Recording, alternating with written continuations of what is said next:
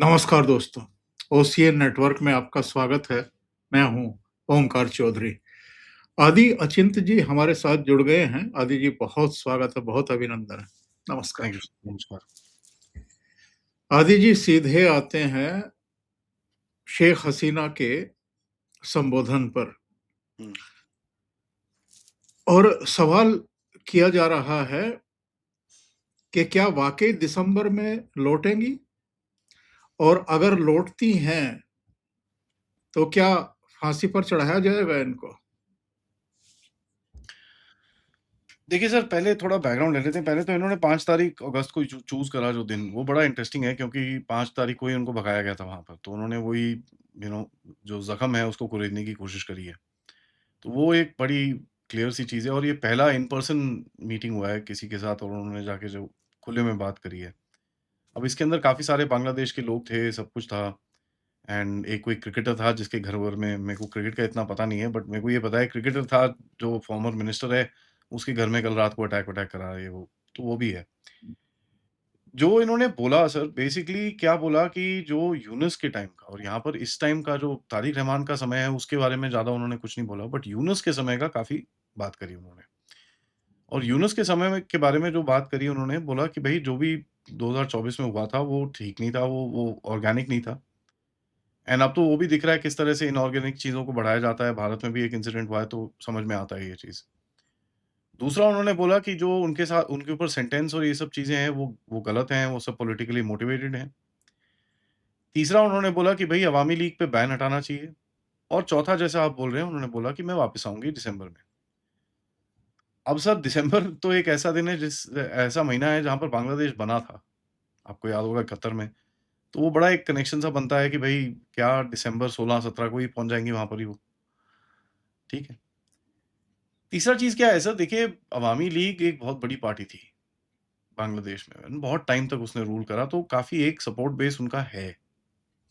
आज भी उभरता है वो, आज भी लड़ता है, आज भी चीज़ें करता है। काफ़ी लोग बाहर भागे हुए हैं लेकिन काफ़ी एक सपोर्ट बेस है। और बहुत सारे लोग थे जिन्होंने जमात को वोट ना देने के चक्कर में और ये एनसीपी को वोट ना देने के चक्कर में इन्होंने बीएनपी को वोट दिया, जो इनके अवामी लीग के वोटर्स थे। तो एक सपोर्ट बेस तो है। दूसरा सर क्या होता है कि जब आप ऐसे आई विल रिटर्न करके बोलते हो, तो एक एंटिसिपेशन बढ़ता है देश के अंदर। लोग आपका वेट करते हैं, आपका ऑपोज़िशन आपका वेट करती है, आपका नाम के ऊपर डिस्कशन शुरू हो जाता है। आपके बारे में लोग अच्छी बातें, बुरी बातें, सब कुछ बातें करना शुरू कर देते हैं कि आपके टाइम पे ऐसा था, उसके टाइम पे ऐसा था, इसके टाइम पे ऐसा था, ये सब चीज़ें। और जब आप एक फॉर्मर प्राइम मिनिस्टर रह चुके हो देश के, तो वो एक कन्वर्सेशन शुरू हो जाती है। तो मेरे हिसाब से इन्होंने शेख हसीना ने करने की कोशिश करी है कि एक वो बातें शुरू हों, उनके बारे में। अब अगर वो वापस जाती हैं कि नहीं इसके बारे में तो कहना बड़ा मुश्किल है सर। अगर जाती हैं, आप पूछ रहे हो कि उनको क्या गिरफ्तार किया जाएगा, फांसी लगाई जाएगी। देखिए सर, ये बहुत बड़ा एक पॉलिटिकल इवेंट हो जाएगा। अगर उनको गिरफ्तार भी कर लिया तो जितनी सिम्पैथी वेव जो है, वो दौड़ेगी बांग्लादेश के अंदर, that will be very difficult for anybody to control. क्योंकि फिर से आप सड़क पे आंदोलन और ये सब चीज़ें देखोगे। तो हाँ, ठीक है, इसको जेल के उठा के जेल में डाल सकते हो, उसको कहीं पे आप नज़रबंद करके रख सकते हो, लेकिन उसको मारना बहुत बहुत ही डेंजरस चीज़ होगी। अब ऐसा है सर, बांग्लादेश एकदम एक जिहादी टाइप मुल्क है, अब मार-मुर भी दें, कोई भरोसा नहीं है। जैसे पाकिस्तान में भुट्टो को मार ही दिया था, जो भी कह लो। उसको मार-मुर के साइड कर दिया था। तो वो भी कर सकते हैं, लेकिन इतना ईज़ी नहीं होगा इनके लिए ये चीज़ करना। तो ये जब अगर जाएगी भी तो ये पूरा पॉलिटिकल प्रोटेक्शन लेके जाएगी सर। ये बिना उस पॉलिटिकल प्रोटेक्शन के नहीं जाएगी। एक चीज़ मैं बोलना चाहूँगा बिफ़ोर मैं आपको वापस देता हूँ सर कि तारिक रहमान जो है ना सर, सब लोग बोलते हैं कि भई वो जिहादी है, ये है, वो सब ठीक है, मेरे को समझ में आता है। बट एक चीज़ आपको इसके बारे में समझनी होगी कि जो जमात का इन्फ्लुएंस है उसके ऊपर, आज जो गवर्नमेंट है वो 55% तारिक रहमान है और 45% जमात है। ठीक है जी? सड़क पे तो जमात ही है बेसिकली, तो वो है और वो उसको पसंद नहीं आ रहा है, क्योंकि जमात बहुत ओवरपावरिंग रहता है, पाकिस्तान का इन्फ्लुएंस है, ये है, वो है, तो वो अपना तरह से जिहादीपना करना चाहते हैं। ये कुछ करना चाहता है कि भई मेरा थोड़ा डेवलपमेंट भी करें, थोड़ा ये भी करें, थोड़ा वो भी करें, सब कुछ साथ-साथ करें। जिहादीपना भी करना है बट मेन फ़ोकस वो नहीं होना चाहिए। तो अगर आप देखें कि मेरे हिसाब से, एंड ये मेरी एनालिसिस है, गलत भी हो सकती है सर, बट मैं अपना थॉट रखना चाहूँगा कि तारिक रहमान को अच्छा लगेगा कि अगर उसके पास एक एक कहीं न कहीं एक ऑपोज़िशन हो। तो अगर आप देखेंगे कि एक पॉलिटिकल ऑपोज़िशन अगर देश के अंदर रहता है, शेख हसीना के नाम का, वो तारिक रहमान के लिए भी अच्छा है, क्योंकि क्या होता है फिर जमात थोड़ी वीकन हो जाती है। तो इस टाइम पे जो 45% जमात का है, अगर उसको उसको 30 या 32 या 20% पे करना है, तो बीच में कोई और चाहिए उसको, और कोई नहीं है। वो जो स्टूडेंट-वूडेंट की पार्टी थी, वो तो पता नहीं कहाँ घुल-मिल गई, किसी को पता ही नहीं है। वो आके बस धरना-धुरना करते हैं और चले जाते हैं फिर। जी, जी। वो तो बनी नहीं, कुछ हुआ नहीं उसका, and people didn't like it, और वो बड़े इनएक्सपीरियंस से थे, इन्होंने कुछ पूरा देश बर्बाद करके रख दिया था। तो आप जो देखेंगे कि कहीं न कहीं तारिक रहमान वो खुले में तो बोलेगा नहीं, बट क्वाइटली मेरे हिसाब से उसको भी कुछ चाहिए होगा कि ये हो, तो कहीं न कहीं वो भी बोल सकता है, यार ठीक है, आप आ जाओ, आपको नाम का हाउस अरेस्ट टाइप कर देंगे, आप थोड़ा बहुत पॉलिटिक्स खेलते रहना, एक ऑपोज़िशन टाइप बना लो आप, बट थोड़ा मेरे को रहने दो वहाँ पर टाइप्स, एक बैलेंस करके रखते हैं वहाँ पर। तो वो भी हो सकता है सर, उसमें कोई डाउट नहीं है, क्योंकि जमात जो है ना, एंटी बिज़नेस हो रखी है सर वहाँ पर, धंधा नहीं करने दे रहे इनको। अब वो धंधा नहीं करने दे रहे तो पैसे कहाँ से आएँगे? पैसे कहाँ से आएँगे तो तुम्हारा जो भी कुछ भी करना है तो पैसे चाहिए आपको। अब बिना पैसे के आप कुछ कर ही नहीं सकते। और यहाँ पर अगर जमात सारे धंधे-वंदे बंद कर रहा है, कभी ये करता है, कभी वो करता है, कभी किसी को जला दिया, कभी किसी को मार दिया, कभी ये कर दिया। तो ये चीज़ें तो सर किसी भी देश को, आई मीन देखिए, जितना मर्ज़ी जिहादी हो, उसको भी पता है यार साला खाना तो फिर भी खाना है। तो एक एस्पेक्ट जिहादीपना चलने दो, दूसरी तरफ से यार थोड़ा नॉर्मल-सी भी दिखाते हैं ना, ताकि यार थोड़ा इन्वेस्टमेंट आए, थोड़ा खाना खाएँ, थोड़ा कुछ करें हम लोग। नहीं तो क्या करोगे आप? अब पाकिस्तान को भी देख लीजिए सर। अक्ल उनको पूरी है कि भई टेररिज़्म करने की वज़ह से हमारी हालत ख़राब हुई है। रोक नहीं सकते, वो अलग चीज़ है। बट उनको पता है कि यार ये इस चक्कर में हमारी बैंड बजी है। हमने जो उनका जो अभी एक मिनिस्टर है, राना सनाउल्लाह, उसने क्या बोला सर? कि यार जिन जिहादियों को हमने ट्रेन-ट्रून करके भारत में भेजा था, आज वो साले हमारे गले पड़ गए हैं। अभी 3-4 दिन पहले उसने पीओजेके के बारे में यही चीज़ बोली। तो कहीं न कहीं तारिक रहमान को ये देख के समझ में तो आ रहा होगा कि यार ये नहीं करते यार, थोड़ा बैलेंस मेंटेन करना पड़ेगा। और उन्होंने कल जैसे बोला कि भैया वो जी शेख हसीना का पूरा बैन कर दो, ये कर दो, वो कर दो, कोई नहीं बात करेगा इसके बारे में। अब देखिए सर, ऑनलाइन रोकना बड़ा मुश्किल होता है। तो उनका एड्रेस चारों तरफ फैल तो गया होगा, व्हाट्सएप ग्रुप्स में चले गया होगा, हर जगह वो घुस गया होगा, लोग देख रहे होंगे, क्योंकि क्या होता है, आउटरीच भी होगा। जो जमाती हैं और तारिक रहमान वाले बंदे हैं, वो इसके अगेंस्ट में मीम्स बनाएँगे, उसका एक डायलॉग लेंगे, बोलेंगे ए इसकी ये मजाल, जो भी कर लो, वो एक मैसेज तो फिर भी पहुँचना शुरू हो जाएगा इधर-उधर। तो इंटरेस्टिंग है, इनका नाम बढ़ना शुरू होगा, इनके बारे में कन्वर्सेशन होगी, और मेरे हिसाब से शेख हसीना का वही मोटिव था। जी सर। आदि जी 78 साल की हैं, हुँ। कई बार प्रधानमंत्री रह चुकी हैं, कंट्रीब्यूट भी किया है देश को, ऐसा नहीं है कि कंट्रीब्यूट नहीं किया है। शांति से नहीं रह सकती हैं क्या?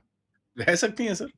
लंदन चली जाएँ, अमेरिका चली जाएँ, इनके तो कई ठिकाने हैं, कई जगह इनके परिवार के लोग रह नहीं, रहे हैं। अमेरिका तो जा नहीं सकती, अमेरिका में तो पकड़ लेंगे उसको। तो यस, अमेरिका तो नाराज़ बैठा है, क्योंकि वो एक द्वीप चाहता था, इसने मना कर दिया था। तो ये कहीं भी जा सकती है, रह सकती है, शांति भारत से में रह अपना सकती है बुढ़ापा आराम से। काट सकती है। भारत तो में ही रह सकती ज़रूरत है सर। ज़रूरत क्या है इसको? और जो अगर ये शांत तालाब में कंकड़ उछाल करके देखना चाहती थी कि लहर उठती है कि नहीं उठती है तो कितनी ऊँची उठती है, तो वो लहर तो उठी नहीं है बांग्लादेश में। जो सरकार को भी आशंका थी या जो देख रहे थे कि इनके भाषण से कोई आग ना लग जाए, कहीं अशांति ना हो जाए, लोग सड़कों पर ना उतर आएँ, किसी तरह की प्रतिक्रिया शुरू ना कर दें, बल्कि उल्टा हो रहा है। हुँ। वो जमात वाले हों या कोई और दूसरे वाले हों, उन्होंने आकर के उसके शाकिबुल हसन के घर को जला दिया, तोड़-फोड़ कर दी, एक मंत्री के घर जला दिया। तो ऐसे में मैसेज क्या गेन किया है, इसने रिसीव किया है शेख हसीना ने? ये बड़ा अच्छा सवाल है सर। एक चीज़ मैं पूछूँगा, शरद पवार जी हैं हमारे देश के अंदर, 82 साल के हैं, कितनी उम्र है उनकी सर? हाँ, वो तो 82 अब साल। ओके। 90 के हो जाएँगे कुछ समय में। 90 के हो जाएँगे, चलिए ठीक है, मैं गलत था। बोला जाता नहीं, चला जाता नहीं, बट दम नहीं गया।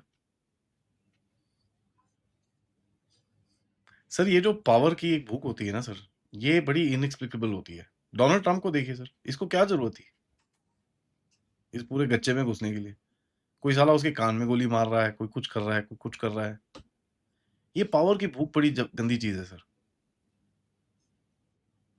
और कहीं न कहीं एक लेगेसी भी होती है, कि भई अब ठीक है मेरा ऐज हो गई है, तो मेरे को एक ऐसी लेगेसी नहीं रखनी कि भई ये भाग गई थी देश से। लड़ते लड़ लड़ मरना तो है ही, तो ठीक है यार चलो थोड़ा लड़-लड़ के मर लेते हैं।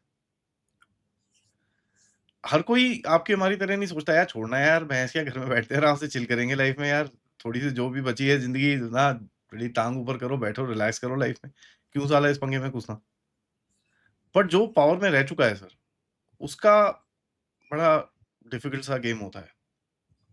ऐसे बड़े सारे एग्ज़ाम्पल्स हैं सर, बहुत सारे हैं दुनिया में, जो कहीं जाके वापस आए, उसके बाद फँसे और हालत ख़राब हुई और ये हुआ, वो हुआ। यहाँ पर भारत में भी देखिए सर प्रशांत किशोर है जैसे, अब पीके के बारे में हर कोई बात कर रहा है, क्यों घुसना है इसको पॉलिटिक्स के अंदर? अच्छा भला रेप्यूटेड आदमी था, लोगों को इलेक्शन जितवाता था, हरवाता था, ठीक है जी, मोदी साहब के साथ काम करा था। अपना चुपचाप बीजेपी के साथ बैकडोर खोल, ना सेट हो जा वहाँ पर, चुपचाप बैठे रहे अपना ज़िंदगी आराम से, क्यों ये चीज़ों में घुसना? पता नहीं भैंस के यहाँ क्या हो रहा है, क्या नहीं हो रहा। ममता बनर्जी को देख लीजिए, राहुल गांधी को देख लीजिए, इन सबको देख लीजिए, पावर की भूख है सर और कुछ नहीं है। और शेख हसीना के उसके अंदर एक एडिशनल रहेगा जो लेगेसी का बात है कि भई एक प्राइम मिनिस्टर थी, जो यू नो गई थी, भगा दिया था, फिर वापस आई थी, लड़ती-लड़ती मरी। क्योंकि इसका कोई उत्तराधिकारी तो है नहीं। इसका बेटा है वो जो सलीम वो तो मतलब इंटरेस्टेड ही नहीं है पॉलिटिक्स के अंदर। उसका कोई इंटरेस्ट ही नहीं है इस गेम के अंदर। तो बड़ा पेचीदा-सा सवाल है बट इसका एक ही जवाब दिखता है जो पावर की भूख होती है सर। और लेगेसी है, पावर की भूख है, यही 2 चीज़ें हैं जो किसी को अम, इस मुकाम पे लाके खड़ा कर सकती हैं कि भैया कोई बात नहीं, चलो कोशिश करते हैं। अब यहाँ पर एक चीज़ और है सर, जो पावर्स हैं इस रीजन की, आई मीन आप हैं, चाइना हैं, ये हैं, बहुत सारे हैं। वो भी गेम खेलते हैं बीच में सर।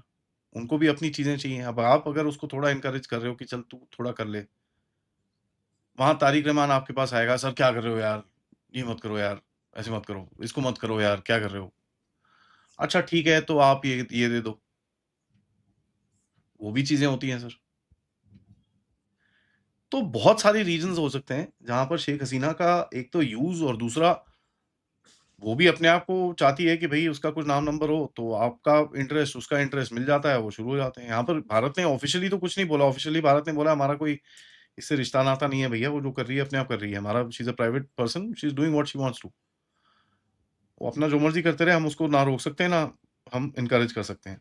ऑफ़िशियली तो आपने वो स्टैंड लिया है, बट अनऑफ़िशियली बहुत सारी चीज़ें इंटेलिजेंस की गेम्स में बहुत सारी चीज़ें होती हैं सर, जो बाहर नहीं निकलती, जिनका बारे में कुछ पता नहीं होता कि भई असल कहानी क्या है, जब तक वो पूरा खेल खुलता नहीं है। तो बहुत बहुत सारे एंगल हो सकते हैं सर इसके अंदर। एक एक कहना कोई एक चीज़ के बारे में कहना कि भई यही है, इस वज़ह से इसने ये करा है, ये बड़ा डिफ़िकल्ट रहेगा सर। बहुत, बहुत डिफ़िकल्ट रहेगा। तो आप इसको जब आप देखेंगे कि शेख हसीना को बेसिकली अपना एक देखिए सर उसकी भी वहाँ पर प्रॉपर्टी-शॉपर्टी हैं, ये सब चीज़ें हैं। वो भी निकालनी है उसको, पैसे-पूसे भी तो चाहिए होंगे उसको। तो वो भी अगर थोड़ा-सा कहीं एक कम्युनिकेशन खुल जाए ये नई गवर्नमेंट के साथ कि यार थोड़ा ये करा दो, वो करा दो, अच्छा ठीक है मैं नहीं आती, मैं ये नहीं करूँगी, तू मेरा ये करेगा, मैं तेरा ये नहीं करूँगी। तो ये सब भी होता है सर पीछे से। अब इतनी गंदी चीज़ है पॉलिटिक्स तो आपको पता ही है सर चारों तरफ के खेल चलते हैं एंड कहीं न कहीं अगर आप देखोगे कि जो वो खेल होते हैं वो उसका अब क्या एक्सप्लेनेशन है, क्या बोलना है, वो बड़ा डिफ़िकल्ट है सर।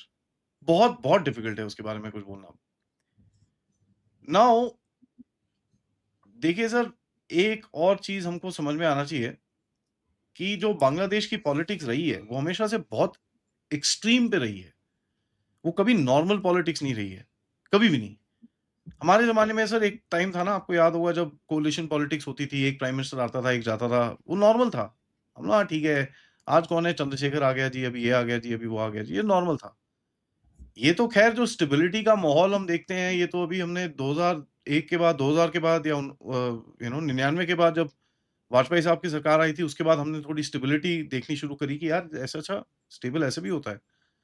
उसके बाद हमने देखा कि भई वो 5 साल उन्होंने कंप्लीट करा, फिर 10 साल यूपीए ने कंप्लीट करा, अभी 12 साल मोदी साहब को हो गए हैं। यूपीए आपको पसंद हो ना हो बट एक जो भी था एक पॉलिटिकल स्टेबिलिटी थी देश के अंदर, ऐसा तो नहीं था कि सेंट्रल गवर्नमेंट गिर जाएगी। बांग्लादेश के अंदर हमेशा से ऐसा रहा है कि भई कभी भी कोई भी गिर जाएगा। तो और बहुत सारे फैक्टर्स इस चीज़ को हमेशा प्रमोट करते हैं। तो अगर अभी एक पॉलिटिकली स्टेबल आपको गवर्नमेंट दिख रही है, तो ये एक वो दूसरा फैक्टर है जो इसको हिलाने के चक्कर में और कुछ नहीं है। ये बांग्लादेश की पॉलिटिक्स रही है sir and that's the problem with these these ये जो साउथ एशियन कंट्रीज़ जिनको actually so called south Asian countries बोलते हैं। हमारे अंदर भी वो था बट हमारे लोगों को समझ में आ गया तो थोड़ा स्मार्टली डील करना शुरू करा है एंड लोग बहुत रेज़िस्ट करते हैं यहाँ पर बेवकूफ़ी से। उन देशों में से थोड़ा इमोशनली चार्ज्ड अप हैं, तो आप देखते हैं कि भई वो फिर तख्ता-पलट और ये सब चीज़ें चलती रहती हैं। नेपाल में देखिए, ये देखिए, थाईलैंड में उल्टे-सीधे काम होते हैं। म्यांमार में इस टाइम पे ये पूरा हड़कंप चल रहा है। तो ये अब वही है सर, बाहर की दुनिया भी गेम खेलती है, आपके अंदर भी के भी गेम है। उसी चक्कर में पॉपुलेशन आपकी धुल जाती है। जी, जी। एक मैं ये अहम सवाल ज़रूर पूछूँगा कि शेख हसीना को बचाने के चक्कर में या चूँकि वो भारतीय हितों को संरक्षित करती थी और जितनी भारत विरोधी ताकतें थी, उनको थोड़ा-सा कार्रवाई वगैरह करके, एक्शन करके, दबा करके रखती थी। उनको अपनी हदों में रखती थी और भारत के खिलाफ रणनीतिक तौर पर, सामरिक तौर पर कोई ऐसी हरकत अमेरिका या दूसरे लोग ना करने पाएँ, चाइना भी, इसका भी ख़्याल रखती थी। तो भारत ने इनको बचा करके, यहाँ मँगा करके एक सेफ जगह रख कर के, क्या बांग्लादेश के साथ रिश्ते खराब करने का काम किया है? एक बड़ा रिस्क रिस्क उठाया है। देखिए सर, ह्यूमैनिटेरियनली अगर आप देखें तो आप किसी को ऐसे रिफ्यूज़ नहीं कर सकते। जिसकी जान पे खतरा हो, तो आप नहीं कर सकते। और कोई भी देश देखेंगे वो ले लेगा। चल ठीक है, आ जाएगा, कोई बात नहीं। अब अमेरिका जैसे देश हैं, वो उल्टे काम करते हैं, बट ह्यूमैनिटेरियनली कुछ ऐसा करना बड़ा डिफ़िकल्ट होता है। दूसरा सर देखिए, ये बड़ा टेढ़ा सवाल है क्योंकि इससे काफ़ी हमारे बांग्लादेश और भारत के बीच में रिश्ते खराब हुए हैं। लेकिन शेख हसीना कोई इतनी अच्छी नहीं थी सर भारत के लिए। ये जो इल्लीगल इन्फिल्ट्रेशन हुआ है, वो सब शेख हसीना के सामने हुआ है। ये जो चाइना के साथ जो रिश्ते बने हैं बांग्लादेश के, जहाँ पर उन्होंने चाइनीज़ सबमरीन खरीदी, चाइनीज़ नेवी के साथ चीज़ें करी, चाइनीज़ एयरफ़ोर्स से चीज़ें करी, ये सब खरीदा इन लोगों ने, ये तो शेख हसीना के समय की चीज़ें हैं। हाँ, कुछ एलिमेंट्स थे जिनको इन्होंने जमात और ये जितने भी एलिमेंट्स थे, इनको इन्होंने थोड़ा-सा दबोच के रखा हुआ था। लेकिन अगर आप बोलते हैं उनको ख़त्म करके रखा था, तो वो तो बिल्कुल भी गलत है। क्योंकि जैसे ही वो शेख हसीना का हिलने का टाइम आया, तो सारे बाहर आ गए। मतलब ये पूरा तबका बैठा हुआ था चुपचाप वहाँ पर। वो ज़्यादा शोर नहीं मचा रहा था। तो इसने भी अपनी थोड़ी डील-डूल कर रखी थी, अच्छा ठीक है यार तुमको छोड़ देती हूँ, मेरे को वोट करने दो ये वो। ये इसकी भी पॉलिटिकल सर्वाइवल का इश्यू था। तो शेख हसीना ठीक है, भारत के साथ एक आपका थोड़ा कॉर्डियल कॉर्डियल रिलेशन था, जहाँ पर आप उसके साथ बोल सकते थे कि हाँ जी, हम इससे बात कर सकते हैं, हम ये कर सकते हैं। बट ग्राउंड रियलिटी कुछ और थी सर। वहाँ से तभी भी अटैक्स आते थे। अब 2014 में आपने देखा जमात को यहाँ पर ममता बनर्जी की गवर्नमेंट ने यहाँ पर पनाह दे रखी थी। यहाँ से अटैक लॉन्च होते थे उधर पे। यहाँ पर 2014 में एक बम फटा था सर, मैं जगह का नाम भूल रहा हूँ। एनआईए की इन्वेस्टिगेशन के हिसाब से पूरा वो निकला था कि भई ये जमात के एलिमेंट्स यहाँ पर जो बैठे हुए हैं, टीएमसी वालों ने बिठाए हुए हैं, उन्होंने ये सब काम करा। तो शेख हसीना होती थी तो इधर से उल्टे-सीधे काम होते थे। यहाँ पर शेख हसीना को भगाने के लिए हमारी तरफ से पैसे गए इधर से। ममता प्रधानमंत्री बनर्जी नरेंद्र मोदी की पटना रैली में संभवतः वो फटे थे बम। जी। उसके बाद सर आप देखें कि नहीं, वो 2013 की बात है सर, ये 2014 में एक और हुआ था, जिसमें एनआईए की इन्वेस्टिगेशन हुई थी और एक अरशद शरीफ या इमरान शरीफ ऐसे करके कोई इनका टीएमसी का मिनिस्टर था, राज्यसभा मेंबर था सर बाद में वो। उसने उसका क्या नाम है उसका नाम आया था इसके अंदर कि उसने सपोर्ट करके ये लेके आया था ये वो एंड ऑल दैट, बट उसका केस का क्या हुआ आगे मेरे को अपडेट नहीं है। तो सर ये बड़ा इट्स अ कोई सीधा आंसर नहीं है इसका सर। शेख हसीना आपके साथ कोऑर्डिनेट करती थी, बट आपके इंटरेस्ट के अगेंस्ट में भी उसने बहुत काम करा है। अमेरिका को नहीं आने आगे आने दिया। आगे क्या होने वाला है? क्योंकि बांग्लादेश सरकार के एक मंत्री ने बड़ा तिनके तोड़े हैं इस पूरे मामले में। भारत को ये करना चाहिए था, भारत को वो करना चाहिए था, वहां से बैठ कर के उसको जहर उगलने का मौका ही क्यों दिया, उस पर बैन करना चाहिए था। भारत सरकार ऐसा कर सकती थी। कर सकते थे सर, आपने दलाई लामा को बड़े टाइम तक चुप रखा था। ये तो मोदी साहब आने के बाद दलाई लामा बोलना शुरू हुए हैं। इतने साल 59 में आए थे सर दलाई लामा, तो ज़्यादा तो बोलते नहीं थे। बड़ा टाइम आपने चुप करके रखा था, कोई बात नहीं करता था इनसे तिब्बतन से और ये वो बैठे हुए थे वहाँ पर वो। तो वो कर सकते थे, उसमें कोई प्रॉब्लम नहीं है। आप गैग ऑर्डर ऑर्डर लगा सकते थे, ठीक है, तो आपको इधर-उधर जो करना है करते रहो, लेकिन कोई पब्लिक में मीटिंग नहीं होगी, ये नहीं होगा, वो नहीं होगा, कोई प्रेस इंटरैक्शन नहीं होगी। ये सब आप कर सकते हो, उसमें कोई प्रॉब्लम नहीं है। बट आप भी गेम खेलोगे ना सर, क्योंकि शेख हसीना के जो एसेट्स होंगे वहाँ पर अंदर, उनको यूज़ करके आपको भी तो चीज़ें निकालनी है।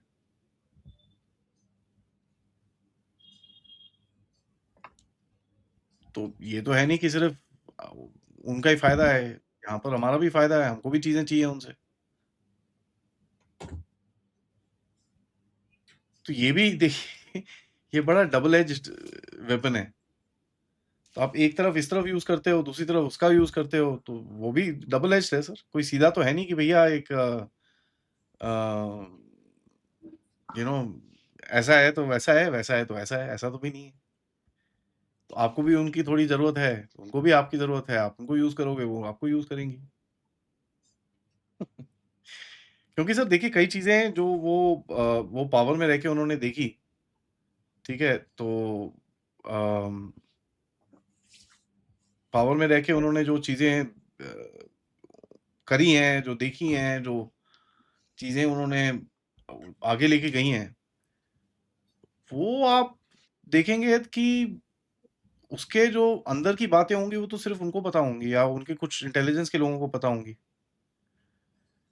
तो अगर आपको वो पता चलती हैं, तो फिर आपके पास लेवरेज बनता है। तो आप भी यूज़ करोगे सर उन चीज़ों को, हर कोई करेगा सर। देखिए, ये तो ओपन रियल पॉलिटिक का गेम है। अब जो बांग्लादेश के बड़े प्रेमी लोग हैं भारत के अंदर, है कि नहीं? बांग्लादेश के काफ़ी प्रेमी लोग हैं, तो यू नो वो भी होगा। अब देखें जैसे हम लोग बात कर रहे हैं, बांग्लादेश की गवर्नमेंट ने एक बड़ा स्टेटमेंट डाला है कि साहब ये आपने इसको यू नो ये करने दिया, ये क्या है? This is not alright. पूरा लंबी-चौड़ी चिट्ठी डाली है उन्होंने कि deeply regrets the fact that in spite of concerns government of India about likely ramifications of the event that event was let to happen and this and that. तो बांग्लादेश को अच्छी कंस्ट्रक्टिव रिलेशनशिप चाहिए भारत के साथ, लेकिन अगर ये सब होगा तो फिर आपने कन्विक्टेड क्रिमिनल को रखा हुआ है वहाँ पर। तो ये एक पॉलिटिकल स्टेटमेंट है।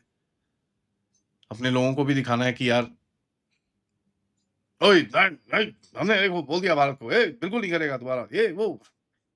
वो भी सर ये डिप्लोमेसी में ना कई कई टेढ़ी-मेढ़ी गेम्स होती हैं बीच में, कई टेढ़ी-मेढ़ी करतूतें चलती हैं बीच में, जहाँ पर इसका जो क्लियर एंड सिंपल एक्सप्लेनेशन अगर हो कि भैया ये इस तरफ जा रहा है, वो बहुत डिफिकल्ट है देना। क्योंकि कई टाइम पे कोई चीज़ें करी जाती हैं at one time to get a result 8 महीने बाद, 10 महीने के बाद। तो आप कहीं न कहीं यहाँ पर बोलते हो, अभी बांग्लादेश की गवर्नमेंट आपसे गुस्सा होगी, ठीक है जी? तो आपके फ़ोन-वोन ब बजेंगे यहाँ पर, तो आप भी उनको 1-2 चीज़ें बोलोगे कि यार तुम्हारे भी ये देखो, अभी एक तुम्हारे यहाँ से हमने आता हुआ ट्रेन होके आया है बंदा, जो साला जंतर-मंतर में पेट्रोल बम फेंकने की कोशिश कर रहा था। वो हमीम मंडल जो है, पकड़ा है ना सर हमने, कि तुम अपनी जी हाँ। सेफ्टी सिक्योरिटी की बात कर रहे हो, लेकिन तुम्हारे अंदर ये ग्रुप ऑपरेट कर रहे हैं। हमीम मंडल और अर्पिता सरकार जो जैश-ए-मोहम्मद लश्कर-ए-तैयबा जिसका भी उसका था, जिन्होंने आपके थ्रू इधर आने की कोशिश करी और यहाँ पर हड़कंप मचाने की कोशिश करी। तो ज़रा आप भी देखिए इनको, ठीक है हम इनको थोड़ा-सा कम करते हैं। तो वो एक गिव एंड टेक हमेशा रहेगा सर एंड लेकिन एक चीज़ यहाँ पर हमको बॉटम लाइन देखनी पड़ेगी कि बांग्लादेश का जो जो एक स्ट्रक्चर है, वो काफ़ी इस टाइम पे बोलते हैं ना सर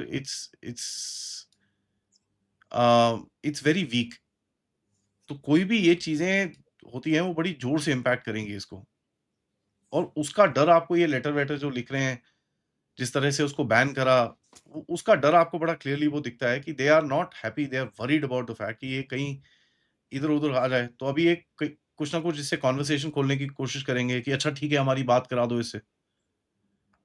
तो ये भी तरकीबें होती हैं कि यार तुम अगर भारत को इन दोनों की आपस में बात करानी है, तो आप एक एक गुस्से के पॉइंट पे ले जाओ।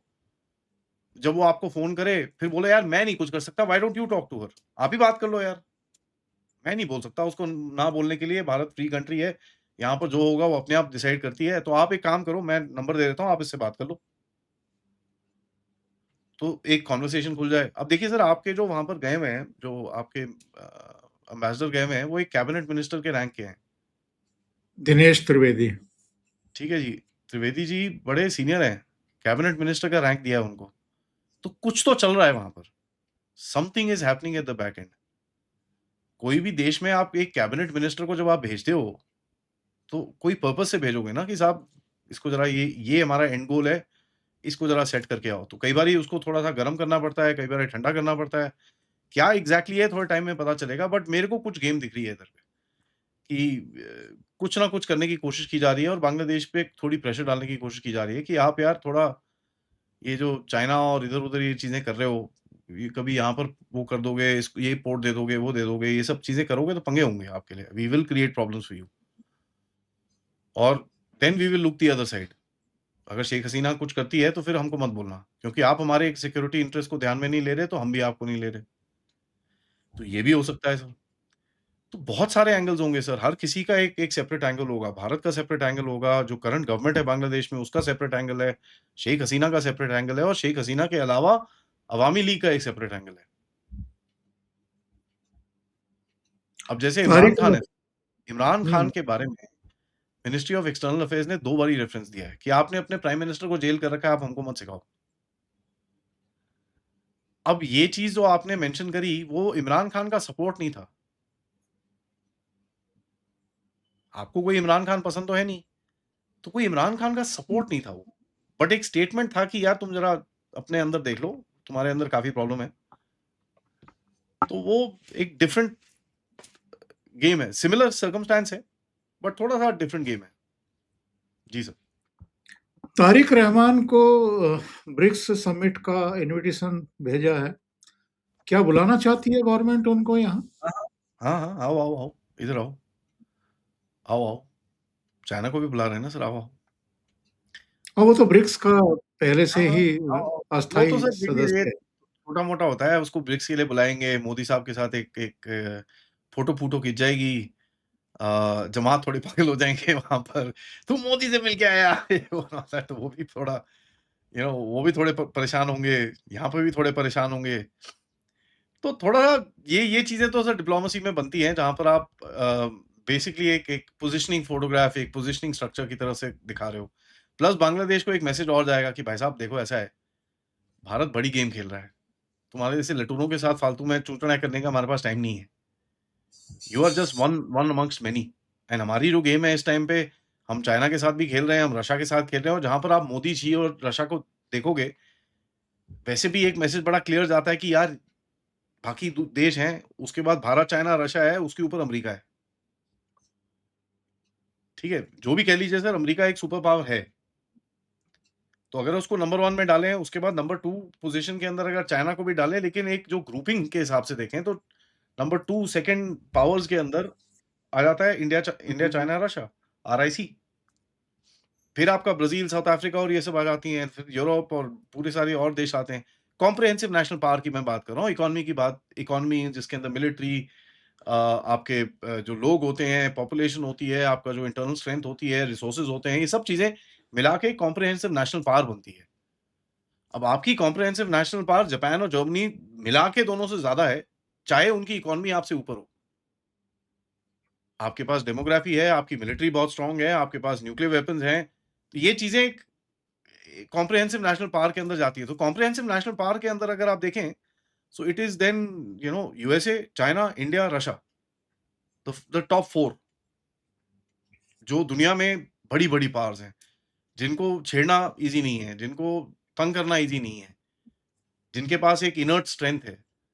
तो बांग्लादेश को एक वो भी मैसेज जाएगा कि यार तू भाई औकात में रह के बात कर, डोंट क्रॉस दैट लाइन, क्योंकि हम लोग एक डिफरेंट गेम खेल रहे हैं। We are not interested to आपके साथ फालतू में टूटनाई करने की, हमारे ना टाइम है, ना हमारा इंटरेस्ट है आपके साथ ये काम करने का। तो इट्स दैट आल्सो। तो मल्टीपल मैसेजेस हैं sir, it's not a singular message. 12-13 सितंबर को है, यानी सवा महीना है करीब करीब ब्रिक्स जी, समिट में। तो ये जी। सवा महीने तक ये शेख हसीना प्रकरण को भूल जाएगा ढाका? हाँ, हाँ सर। वो सब हो जाएगा, नहीं तो देखो क्या करेगा सर, अगर उसको बेवकूफ़ी करनी है, तो उसके पास 2 ऑप्शंस हैं, या तो तारिक रहमान को भेजेंगे यहाँ पर, या फिर क्या करेंगे, अपने फॉरेन मिनिस्टर को भेजेंगे। अब आप अगर अपने फॉरेन मिनिस्टर को भेजोगे, तो आपकी जो औकात रहेगी इंडिया में, या इंडिया से जो रे नेगोशिएशन पावर है, वो भी नीचे चली जाएगी। तो आप अपने ईगो में बैठे रहो वहाँ पर, लेकिन लॉस किसका होगा सर? भारत को तो इतना लॉस नहीं होगा। अभी कल-परसों बांग्लादेश की गवर्नमेंट ने बोला कि जी वो गंगा का एग्रीमेंट है, ज़रा उसको खत्म कर लेते हैं ना, बात कर लेते हैं। अब सर अगस्त तो हो गई है, 31 दिसंबर को वो बंद हो रहा है। 6 महीने में कौन-सा एग्रीमेंट बनेगा? वो भी बात है। तो कहीं न कहीं ये बड़ा ये बड़ा टेढ़ा सिनेरियो है सर, इतना सिंपल नहीं रहेगा बांग्लादेश के लिए। एक्चुअली वो एक बड़े कॉर्नर में फँस गया है यहाँ पर। भेजेगा तो वहाँ पर अंदर जमात वाले बोलेंगे ये देखो बिक गया इंडिया से, नहीं भेजेगा तो लॉस होएगा उसका। क्योंकि इंडिया बोलेगा देखो साहब हमने आपको बुलाया, आप बोल रहे हो कि एग्रीमेंट करो, हमने आपको बुलाया, आपका प्राइम मिनिस्टर नहीं बात करना चाहता हमारे प्राइम मिनिस्टर से, तो क्या मैं एग्रीमेंट करूँ तुम्हारे से? तो आपको एक वो विनिंग फैक्टर मिलता है उसमें। तो बांग्लादेश को कहीं न कहीं अपना सिर झुका के इधर आना पड़ेगा। यही चीज़ अगर आप देखें मालदीव के साथ भी हुई थी।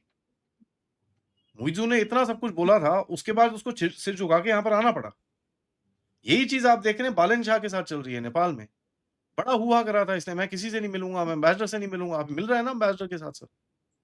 मैं कहीं नहीं जाऊँगा, ये नहीं करूँगा, मैं वो नहीं करूँगा। अच्छा भई, मत जा। फिर क्या हुआ? अब बोलता है नहीं-नहीं मैं भारत आ जाता हूँ, मेरे को मिलना है मोदी जी से। तो ये वो ईगो में आके इन्होंने डिसीजंस तो ले लिए हैं। अब बांग्लादेश में भी ईगो में आके वो डिसीजन ले सकते हैं, but the loss will be Bangladeshis. हमारे को कोई लॉस नहीं होगा। ये जहाँ आपके पास सर 25 देश आ रहे हैं, 1 ना आए तो कोई फ़र्क नहीं पड़ता। It doesn't matter. Larger game तो आप खेल रहे हो ना।